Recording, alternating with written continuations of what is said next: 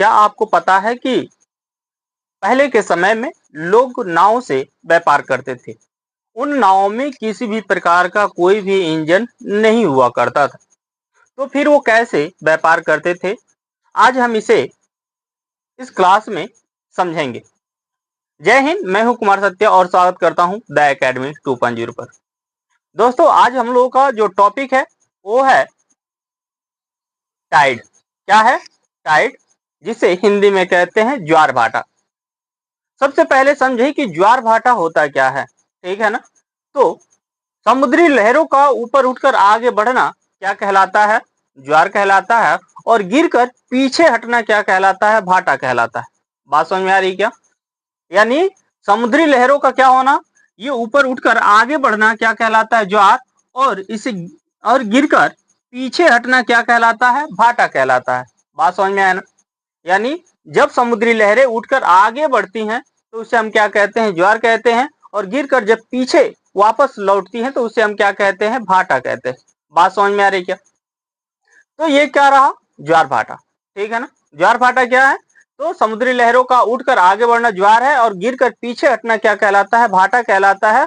और अगर हम इसके कारण की बात करें कि ये जो ज्वार भाटा है इसका कारण क्या होता है, ठीक है ना, ये क्यों, यानी किस कारण से ज्वार भाटा उत्पन्न होती हैं, ठीक है ना। तो देखें, इसके लिए आपको दो कारण महत्वपूर्ण याद रखने हैं, ठीक है ना। ऐसे तो तीन है लेकिन दो ही क्या है इसके सबसे महत्वपूर्ण है।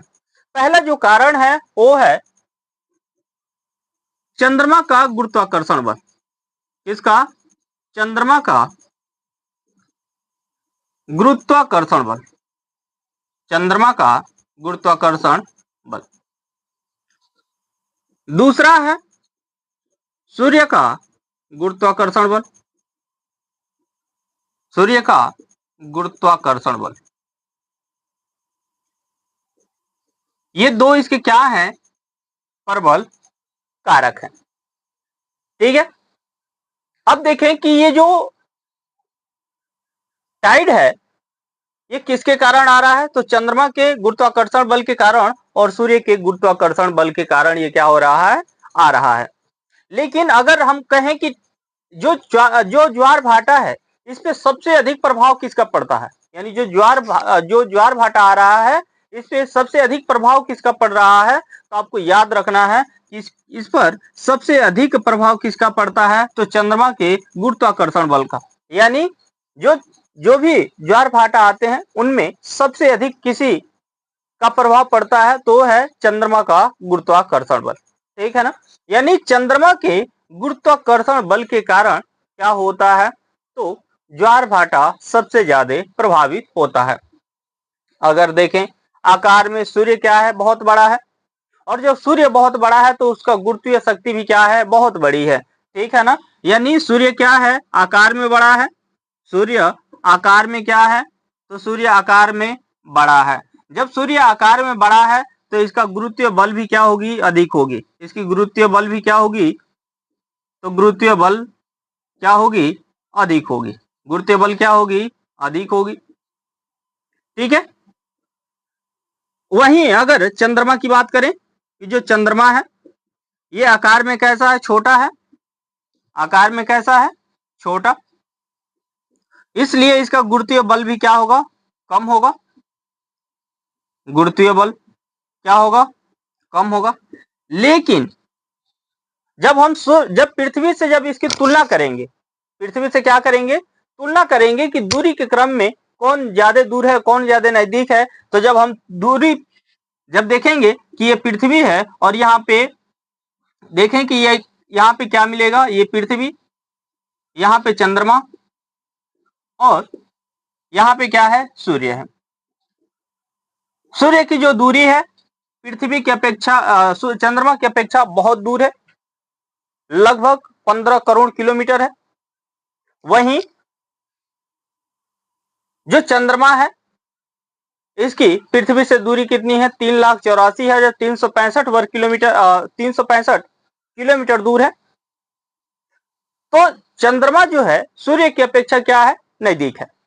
और चंद्रमा जब सूर्य की अपेक्षा नजदीक है तो चंद्रमा के गुरुत्वाकर्षण बल का प्रभाव अधिक पड़ेगा सूर्य के अपेक्षा।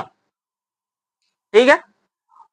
अब देखें कि ज्वारीय बल जब ज्वार उत्पन्न होता है तो पृथ्वी के जिस साइड पे, यानी एक तो जो सूर्य और चंद्रमा है, एक तो इनके तरफ उत्पन्न हो रहा है, यानी इनके फेस के तरफ उत्पन्न हो रहा है, और दूसरा इसके विपरीत दिशा में।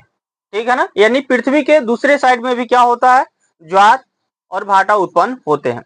ठीक है ना, यानी अगर देखें, मान लेते हैं कि यहाँ पे ये पृथ्वी है और यहाँ पे ये दोनों हैं। ठीक है ना, ये चंद्रमा और सूर्य हैं। तो अगर यहाँ पे ज्वार भाटा उत्पन्न हो रहा है तो यहाँ भी क्या होगा, ज्वार भाटा उत्पन्न होगा। यहाँ पे जो ज्वार भाटा उत्पन्न हो रहा है ये किसके कारण उत्पन्न हो रहा है, तो इनके गुरुत्वीय शक्ति के कारण क्या हो रहा है, पृथ्वी के फ्रंट साइड पे क्या हो रहा है, ज्वार भाटा उत्पन्न हो रहा है। लेकिन अगर हम पृथ्वी के दूसरे साइड की बात करें, यानी पीछे की साइड की बात करें कि यहाँ पे ज्वार भाटा क्यों उत्पन्न हो रहा है, तो पृथ्वी की स्थिति को बनाए रखने के लिए यहाँ पे क्या करता है, तो अपकेंद्रीय बल कार्य करता है, और इस अपकेंद्रीय बल के कारण पृथ्वी के दूसरे तरफ भी क्या होता है, ज्वार भाटा उत्पन्न होता है। ठीक है ना। अब देखें, जो ज्वार भाटा है ना, ये अगर इसका अगर पैमाने पे देखें कि ये जो ज्वार भाटा है, एक तो दीर्घ ज्वार भाटा होगा। कैसा होगा, दीर्घ ज्वार भाटा या दीर्घ ज्वार होगा, और एक होगा निम्न ज्वार। जो दीर्घ ज्वार है ये कब उत्पन्न होगा, तो आपको याद रखना है कि ये पूर्णिमा और अमावस्या को उत्पन्न होगा। कब उत्पन्न होगा, ये पूर्णिमा व अमावस्या को,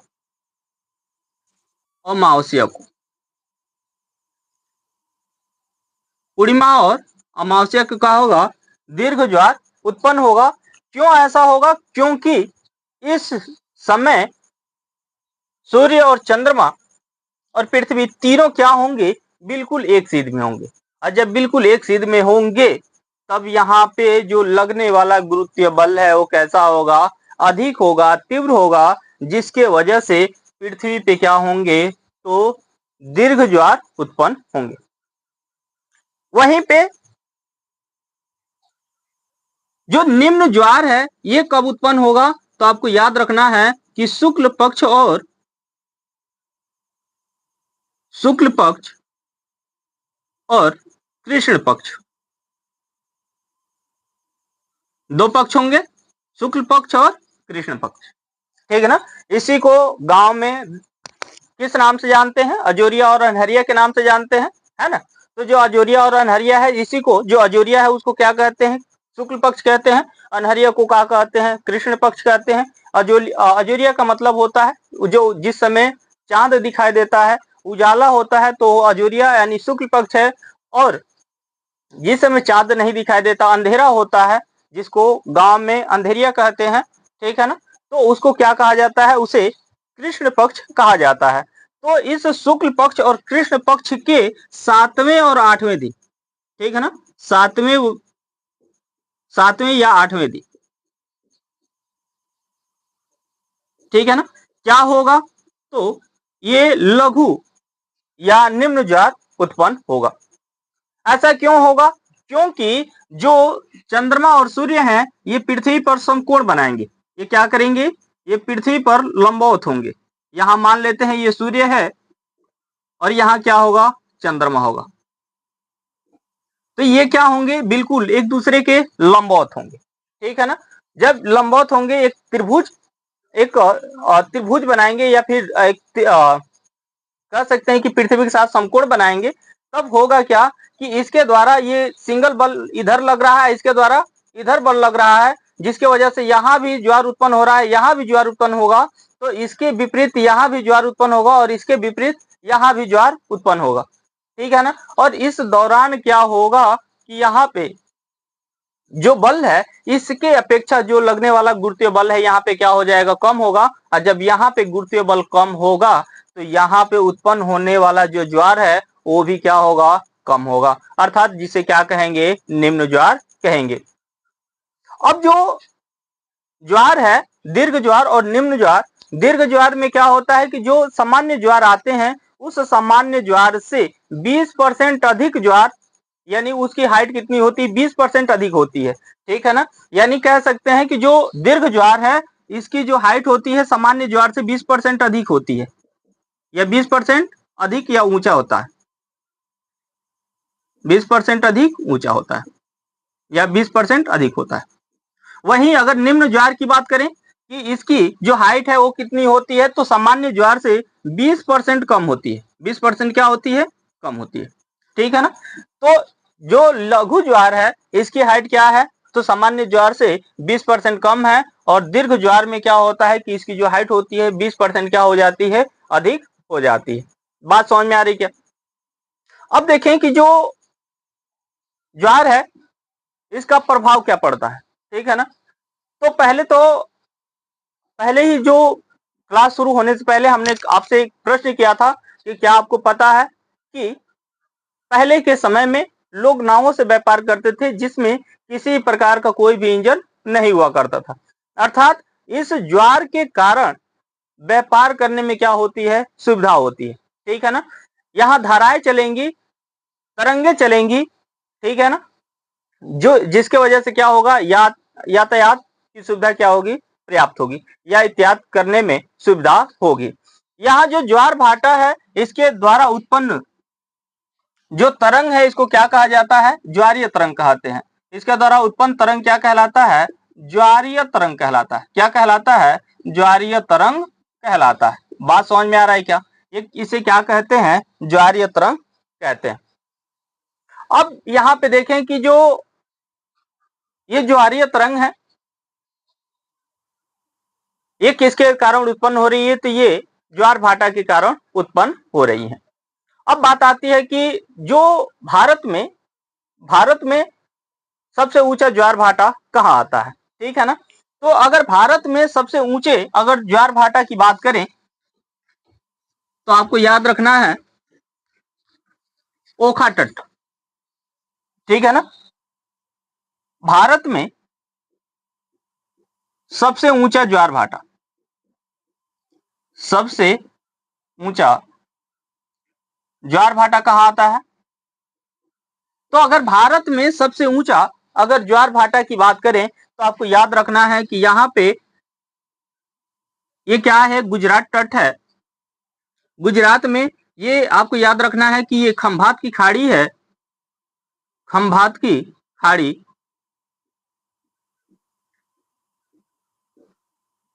ये पूरा क्षेत्र क्या है, ये अरब सागर है।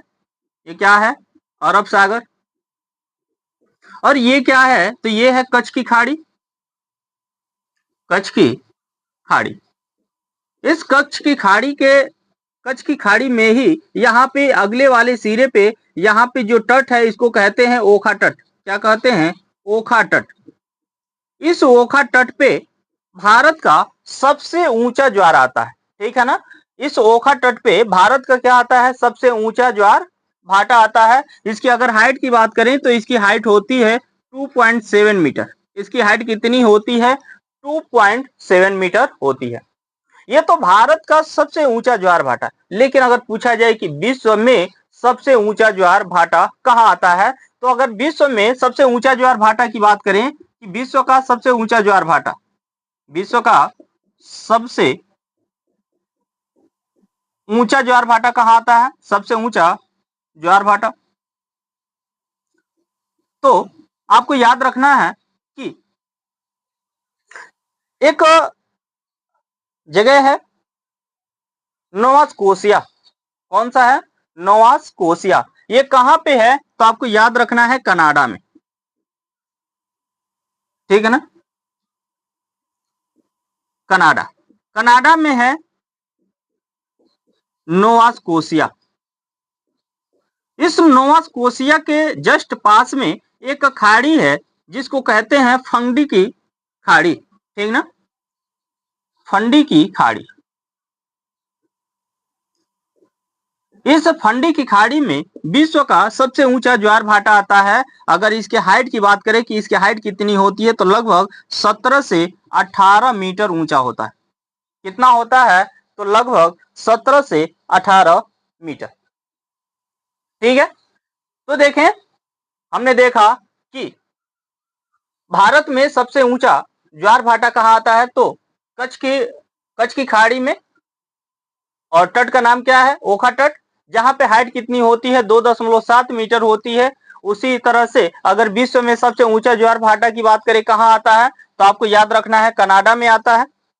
और इस कनाडा में एक जगह है नोवा, उस नोवा के जस्ट पास में एक खाड़ी है जिसको कहते हैं फंडी की खाड़ी। इस फंडी की खाड़ी में ज्वार भाटा जो आता है उसकी सबसे अधिक हाइट होती है, 17 से 18 मीटर होती है।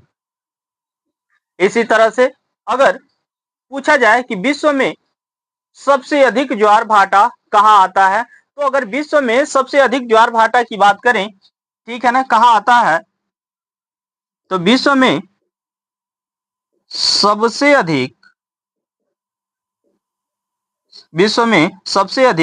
ज्वार भाटा विश्व में सबसे अधिक ज्वार भाटा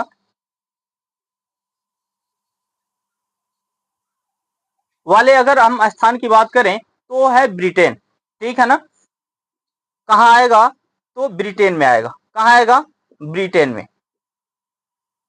अगर यहाँ पे अगर स्थान की बात करें कि इस ब्रिटेन में स्थान कौन सा है, तो आपको याद रखना है साउथहैम्पटन। कौन सा है, साउथहैम्पटन। ठीक है ना, तो इस ब्रिटेन में एक स्थान है साउथहैम्पटन। यहाँ पे क्या होता है, तो विश्व में सबसे अधिक बार ज्वार भाटा यहाँ पे आता है, और ये कितने बार आता है, तो लगभग 4 बार आता है। कितने बार आता है, ये 4 बार यहाँ पे ज्वार भाटा आता है। बात समझ में आ रही क्या? तो हमने देखा कि ज्वार भाटा क्या है, ज्वार भाटा उत्पन्न होने के कारण को देखा। इसके साथ ही साथ एक चीज और समझ लेते हैं यहाँ पे कि जो ज्वार भाटा है ना, प्रत्येक 24 घंटे में 2 बार ज्वार और 2 बार भाटा आता है, यानी 24 घंटे में 2 बार ज्वार भाटा आता है। लेकिन अगर 24 घंटे में 2 बार ज्वार भाटा आ रहा है, ठीक है ना, यानी ये प्रतिदिन 24 घंटे में 2 बार ज्वार भाटा आता है, 2 बार ज्वार भाटा आता है।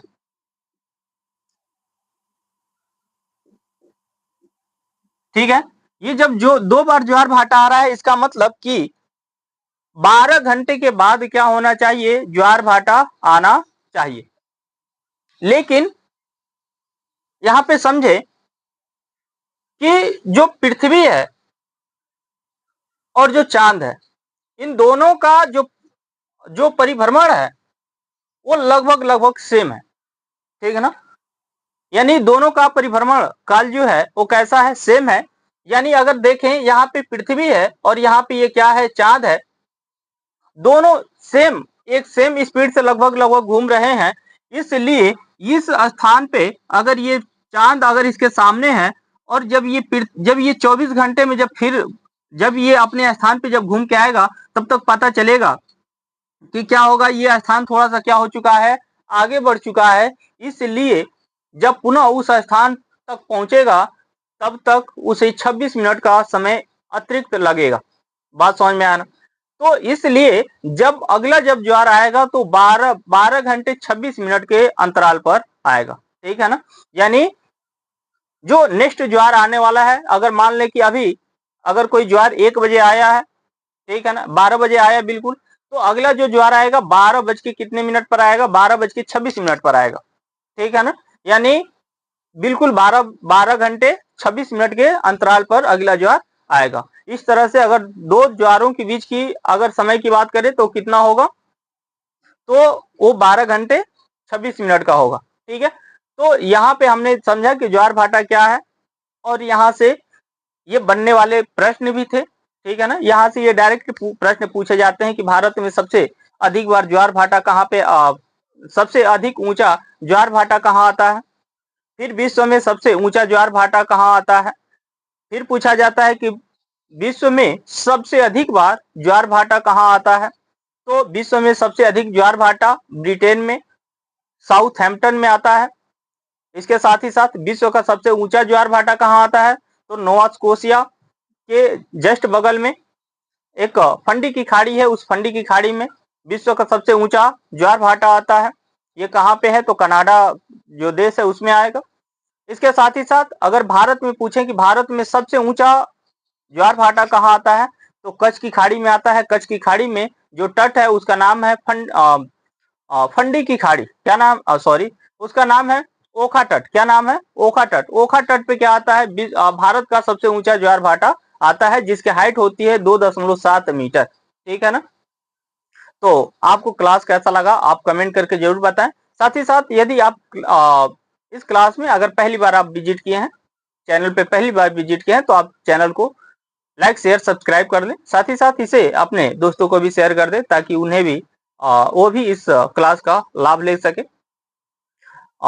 तब तक के लिए जय हिंद, मिलते हैं अगले क्लास में।